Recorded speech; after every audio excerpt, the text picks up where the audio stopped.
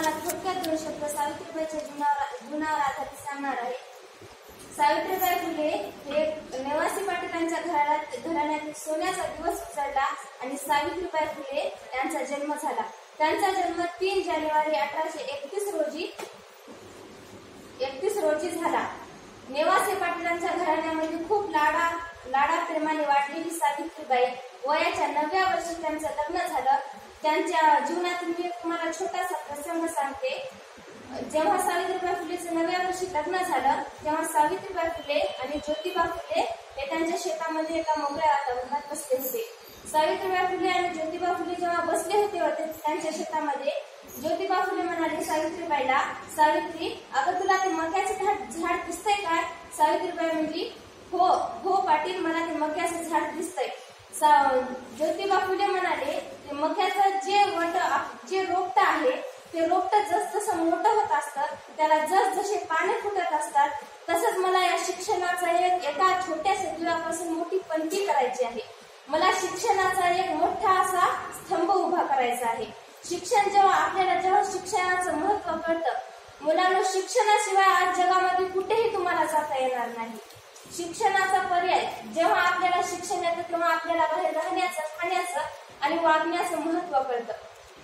सावित्रीबाई फुले यांचं 9व्या वर्षी लग्न झालं आणि सावित्रीबाई ह्या ज्योतिबांच्या घरामध्ये जेव्हा आल्या तेव्हा सावित्रीबाईला पण फक्त चूल आणि मूल होतं।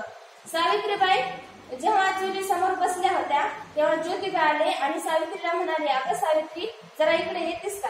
सावित्रीबाई म्हणाली, हो आले। जेव्हा ज्योतिबा सावित्रीबाईला ते भोईवर असे अंक काढून दाखवत होते, सावित्रीबाई म्हणाली, हे काय आहे? म्हणजे त्यांना काही शिक्षणाचं महत्व समजतच नव्हतं ना। ज्योतिबाने सगळं समजून सावित्रीबाईला सांगितलं, आपल्याला शिक्षण, मुलींची शाळा काढायची आहे, तुम्ही पहिल्यांदा तुला शिकवतो आणि मुलीला तू शिकवायचं आहे। सावित्रीबाईने जेव्हा घरी शिकल्या, ज्योतिबा फुले यांनी सावित्रीबाईला शिकवलं। सावित्रीबाईला शिकत असताना सावित्रीबाई मोठ्या शिक्षिका झाल्या आणि शिक्षिका होत त्यांनी गावामध्येच मुलींची शाळा घ्यायचं ठरवलं। त्यांच्या पहिल्या वर्गामध्ये 5 मुली आल्या। लहान छोट्या 5-6 वर्षाच्या मुली होत्या आणि जेव्हा त्यांना घरी त्या मुलीला बोलवलं, त्या मुली येत नव्हत्या। त्यांचे वडील शिवाय देत होते, आई शिवाय देत होती, म्हणत होते आमच्या मुलीला न्यायचं नाही। असे 2-3 वडील पालक राजी झाले त्या गोष्टीला।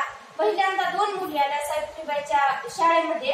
जेव्हा त्या 2 मुली आल्या तेव्हा सावित्रीबाई म्हणत होत्या, सावित्रीबाईने ज्योतिबाला सांगितलं, आपण त्या मुलांना चॉकलेट देऊ, गोळ्या देऊ, आपण अशी फळं वगैरे काही देऊ, त्याला शिक्षणामध्ये याची अशी गोडी लावू। जेव्हा ज्योतिबाने मग चांगली अशी फळं वाटायची मुलांना शिक्षणामध्ये असं यायला त्यांनी राजी केलं आणि ते मुलं त्यांच्या खाण्याच्या गोडीने, राहण्याच्या गोडीने ते त्यांच्या शिक्षणामध्ये येत असत। मी तुम्हाला ज्योतिबा फुले यांच्या जीवनाविषयी थोडा एक छोटासा प्रसंग सांगते।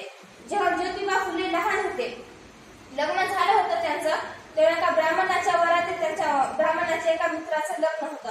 तेव्हा वरातीमध्ये ते गेले त्या मित्राच्या, तेव्हा त्याच्यातील एकच ब्राह्मण त्याला म्हणाला, अरे कोण तू शूद्रास आहेस ना?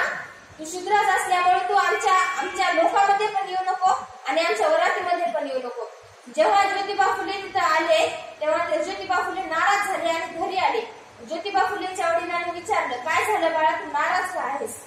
ज्योतिबा फुलेच्या वडिलांनी विचारलं तेव्हा ज्योतिबा फुले म्हणाले, तेव्हा बाबा मला त्या ब्राह्मणाने असं म्हटले, पण त्यांनी ज्योतिबा फुलेच्या वडिलांनी ते सोडून दिलं। सोडून दिल्याच्या नंतर त्यांच्यावरील जीवनाविषयी मी तुम्हाला हे सांगते, छोटंसं कडवं आहे। सावित्रीबाई फुले म्हणतात की विद्येविना मती गेली, मतीविना नित्य गेली, नित्याविना शूद्रास गेले, एवढे अनर्थ एका अविद्येने केले।